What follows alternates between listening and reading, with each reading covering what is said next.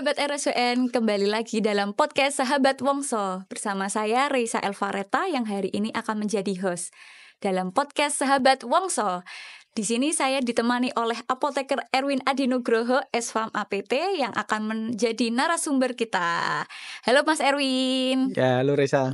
Sehat Mas? Sehat. Reisa sehat? Sehat, alhamdulillah.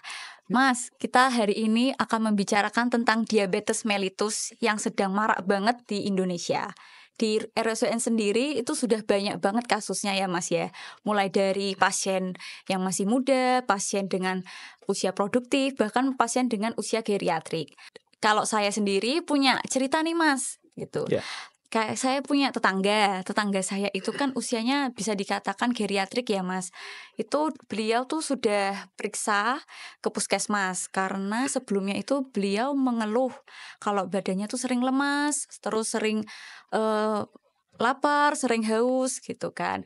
Nah beliau itu sudah periksa ke puskesmas, diperiksa hasil lab, diperiksa HbA1c, dan sudah diresepkan obat. Obatnya katanya dapat 2 Mas, metformin sama glimepiride.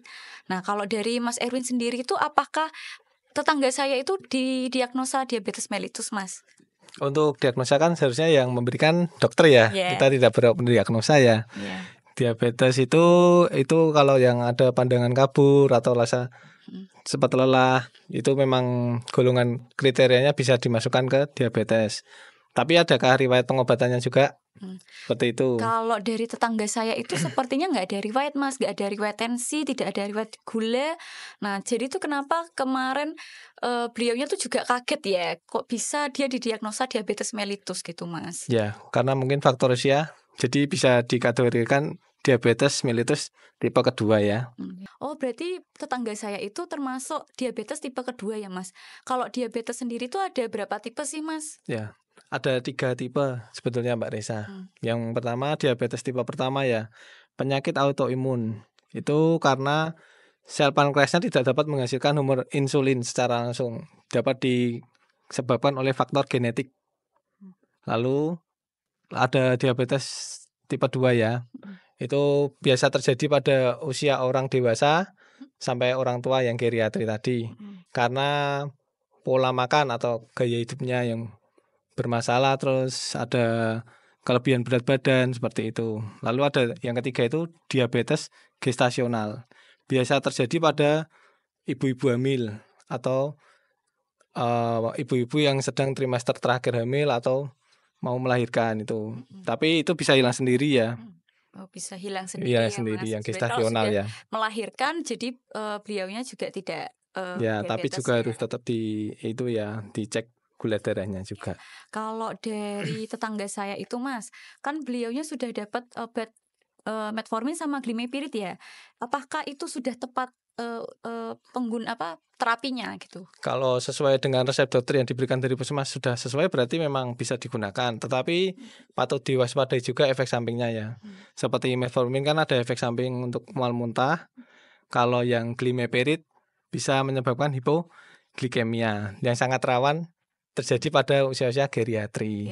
Mas Erwin, kalau tadi kan kita membicarakan metformin sama glimepiride itu punya efek samping. Kalau dari jenis obatnya tuh ada jenis-jenisnya nggak? Secara peroral atau pengobatan hiperglikemi peroral itu ada 8 macam ya Mbak Reza. Yang pertama ada biguanid ya. Itu cara kerjanya mengurangi pembentukan glukosa di organ hepar ya. Lalu juga meningkatkan kerja insulin dalam mengendalikan kadar gula dalam darah. Contohnya seperti metformin ya, tapi perlu diwaspadai juga efek sampingnya. Jadi untuk penggunaan jangka panjang bisa menyebabkan insufisiensi hepar atau gagal jantung. Yang kedua ada thiazolidinediones ya.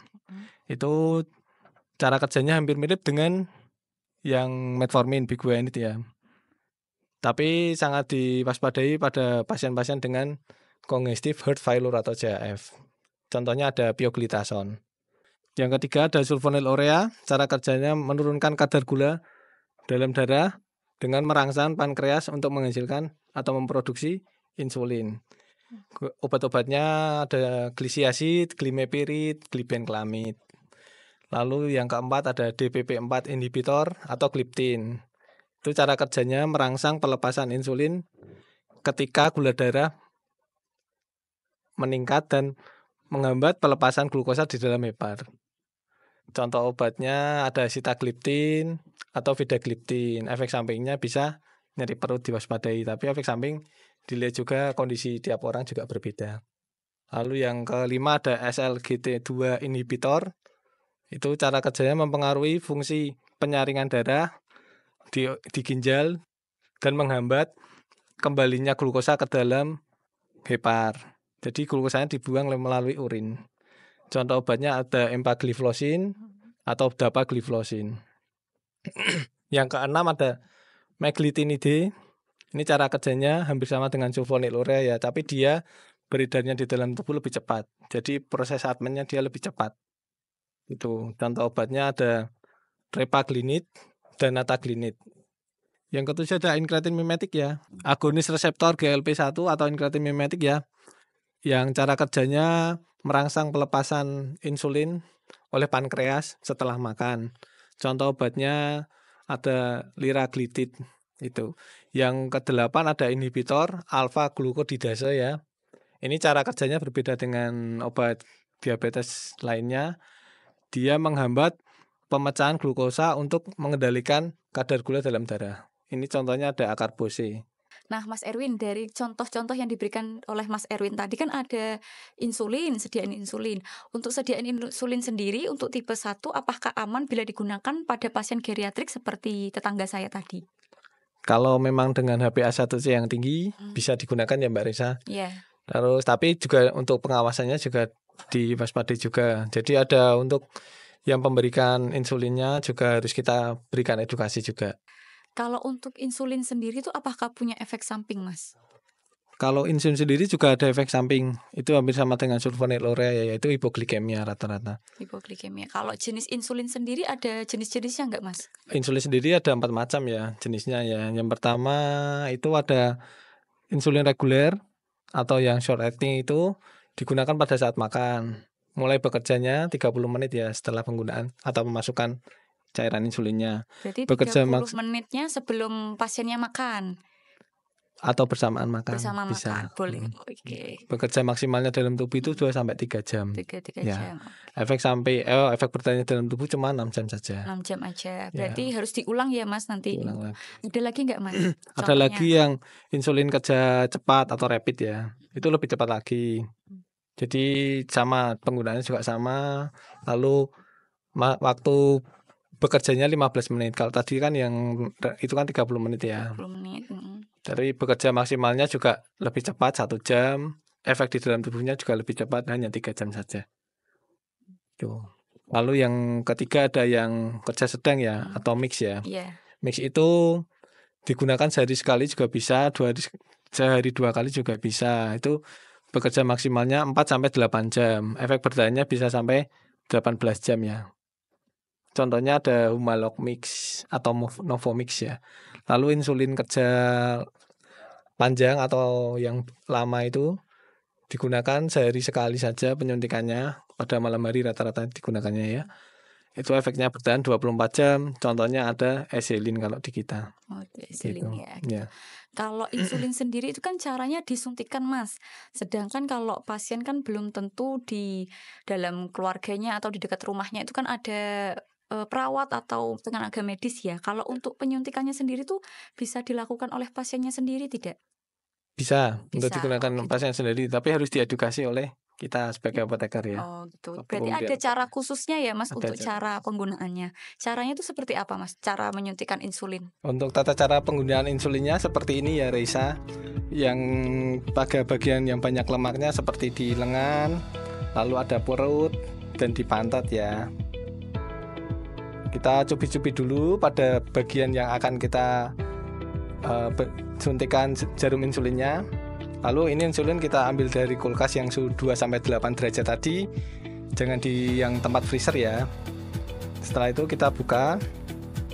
Kita hangatkan dulu untuk zatnya ini, karena suhunya masih 2-8 harus ke suhu tubuh manusia 25 derajat Celcius. Setelah itu kita pasang pennya. Ini cara pembukaan pennya ya. Gini. Kita putarkan searah jarum jam. Lalu kita coba dahulu, jangan langsung diberikan ke pasiennya. Kita coba dahulu apakah ada kemacetan di insulinnya. Coba dulu, ini cara pembukanya juga. Lalu dosis yang kita inginkan kita putar seperti ini. Kita coba dahulu, kalau bisa keluar ininya berarti insulinnya bisa berjalan. Setelah itu kita ambil dosis yang kita inginkan. Dan pada bagian yang tadi kita akan suntikan insulin, harus kita cubit-cubit dahulu agar terasa seperti kesakitan sebentar. Karena untuk masukkan jarumnya pasti akan terasa sakit. Misalnya saya berikan di perut seperti ini. Dimasukkan sediaannya. Lalu tahan dulu sampai 1-5 detik. Setelah itu kita ambil bagian yang tertusuk jarum insulin ini juga kita cubit agar rasa nyerinya berkurang. Sudah. Lalu untuk penutupannya seperti ini dan seperti ini. Untuk penyimpanannya setelah dipakai ini bisa di suhu 25 derajat Celcius atau suhu kamar. Dengan masa penyimpanan bisa 30 hari. Mas, kalau untuk insulin sendiri tuh punya efek samping nggak untuk jangka panjang? Ya, karena semua obat punya efek samping ya. Yang saya sebutkan tadi kan ada hipoglikemi. Ini ada lagi lipodystrophy, itu penyuntikan berulang pada bagian tubuh di situ-situ terus. Misalnya di sekitar lengan, di jaringan lemak itu kan kalau insulin dipakai di situ terus. Dan itu lama-kelamaan kan akan menghitam atau lipodystrophy. Yang kedua ada hipoglikemi tadi. Yang ketiga bisa menyebabkan resistensi insulin, tapi itu terjadi pada jangka waktu yang sangat panjang. Gitu. Kalau untuk penyuntikannya sendiri selain di lengan tuh di mana aja, Mas? Bisa di pantat, bisa di perut juga. Yang ada jaringan lemaknya. Gitu. Berarti bisa di lengan, paha, sama pantat ya, Mas? Ya. Nah, Mas, untuk penyimpanan insulin sendiri itu ada cara khususnya tidak atau tips-tips menyimpannya? Untuk penyimpanan insulin tentu ada guideline-nya ya, Mbak Reza. Penyimpanannya bila belum digunakan ya disimpan pada di lemari pendingin suhu 2-8 derajat Celcius. Lalu jangan disimpan di freezer ya, lemari pembeku. Berarti yang bawah ya, Mas, lemari kulkas yang bawah gitu ya. Nanti tidak bisa dipakai lagi. Lalu setelah digunakan bisa disimpan di suhu kamar 25 derajat selama 28-30 hari. Dan jangan langsung terkena paparan sinar matahari juga ya. Lalu untuk penggantian jarum pen insulinnya bisa diganti 3-5 hari setelah digunakan. Oh gitu. Jadi kalau sudah dipakai 3-5 hari, berarti jarumnya harus dibuang ya, Mas, diganti 3-5 hari. Ya, 3-5 hari. Jarumnya harus diganti dengan jarum yang baru ya, Mas. Gitu. Kalau untuk sahabat RSWN nih, Mas, atau tetangga saya itu tadi saya ceritakan ya, itu ada tipsnya nggak untuk meningkatkan kualitas hidupnya gitu? Ya, yang penting minum obat secara rutin. Kalau masih minum perolat ya minum obat perolat secara rutin. Kalau sudah pakai insulin ya juga digunakan insulin secara rutin ya. Jangan lupa kontrol, lalu cek HbA1c tiap 6 bulan sekali atau rutin medical check up gitu ya. Lalu olahraga juga bisa digunakan untuk alternatif. Seperti kalau sudah geriatri ya cukup jalan atau mendapat sinar matahari sambil berjalan itu bisa. Gitu. Jangan lupa medical check up-nya di RSWN ya, teman-teman. Oke, sahabat RSWN, dari podcast kita hari ini bersama dengan Apoteker Erwin Adi Nugroho dapat saya simpulkan bahwa untuk pasien-pasien yang terdiagnosa diabetes mellitus harus minum obat sesuai dengan resep dokter, aturan pakai, dan harus waspada terhadap efek samping obat yang digunakan. Untuk sobat RSWN atau pasien-pasien yang terdiagnosa diabetes mellitus, jika ingin tanya lebih lanjut, langsung aja ke Tanya Gendis, yaitu program dari Kemenkes Indonesia. Jadi langsung aja screenshot YouTube kita atau cek description box di bawah ini ya. Oke Mas Erwin, kita sudah di penghujung acara nih Mas. Nggak terasa ya, kita udah berbincang-bincang lama tentang diabetes mellitus. Terima kasih Mas Erwin atas informasinya. Semoga informasi yang Mas Erwin kasih ke kita itu bermanfaat untuk pasien-pasien Sobat RSWN. Amin, sama-sama Reza. Semoga bermanfaat juga untuk masyarakat ya. Iya, semoga bermanfaat untuk masyarakat. Oke Sahabat RSWN, jangan lupa like, komen, share, dan subscribe RSWN TV. Bye-bye.